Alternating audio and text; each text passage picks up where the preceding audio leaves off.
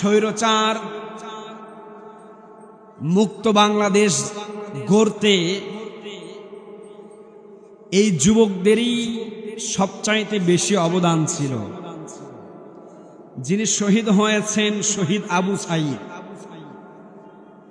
বাড়িতে 2.5 বছরের বাচ্চা দেখেছে আবু সাঈদ এইরকম করে বুক পেতে দিয়ে গুলির আঘাত লেগে দেশের জন্য জীবন দিয়ে স্বৈরাচার মুক্ত বাংলাদেশ গড়তে দেশের জন্য জীবন দিয়ে তিনি কি করলেন? নিজের জীবনকে উৎসর্গ করলেন। 2.5 বছরের বাচ্চাও যদি বলা হয় বলো তো আবু সাঈদ কেমন করে এরকম করে বুক পেতে দেয় না? আবু সাঈদ কি যুবক ছিল না বৃদ্ধ ছিল? কথা বলেন, যুবক ছিল না বৃদ্ধ ছিল? যেই মুগ্ধ পানি পানি বলতে বলতে পুলিশের গুলির আঘাত লেগে দুনিয়া থেকে বিদায় নিয়ে চলে গেল, সেই মুগ্ধ কি যুবক না বৃদ্ধ ছিল?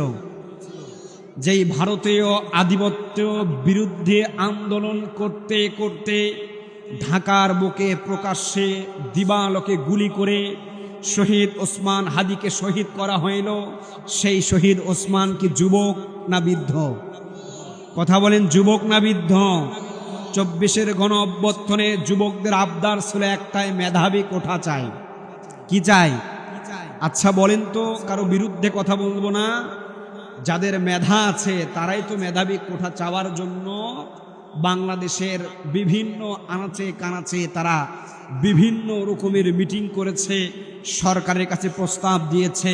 প্রস্তাব যখন প্রত্যাখ্যান করেছে, ফলে তারা কি করলো? আন্দোলনমুখী হইল।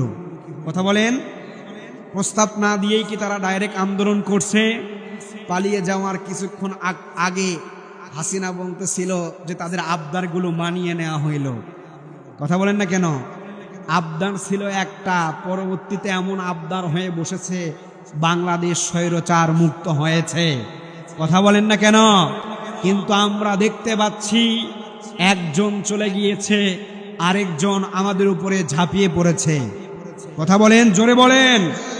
আজকে একটি নিউজ দেখেছি, আপনাদের এই চট্টগ্রাম বীর চট্টলার সন্তান হাসনাত আব্দুল্লাহ চেনেন না আপনারা? কথা বলেন, চেনেন না? হাসনাত আব্দুল্লাহর উপরে অনাকাঙ্ক্ষিতভাবে একটি হামলা চালানো হয়েছে। গত কয়েকদিন আগে দেখেছিলাম ঢাকাতে সেই আমাদের জুলাই যোদ্ধা একজন প্রিয় ভাই নাহিদ, তার কার্যালয়ে হামলা চালানো হয়েছে। আচ্ছা বলেন তো, এই বাংলাদেশ থেকে স্বৈরাচার যাওয়ার পরে বাংলাদেশের একটি নতুন নাম দেওয়া হয়েছে, নতুন স্বাধীন বাংলাদেশ। কথা বলেন না কেন? যে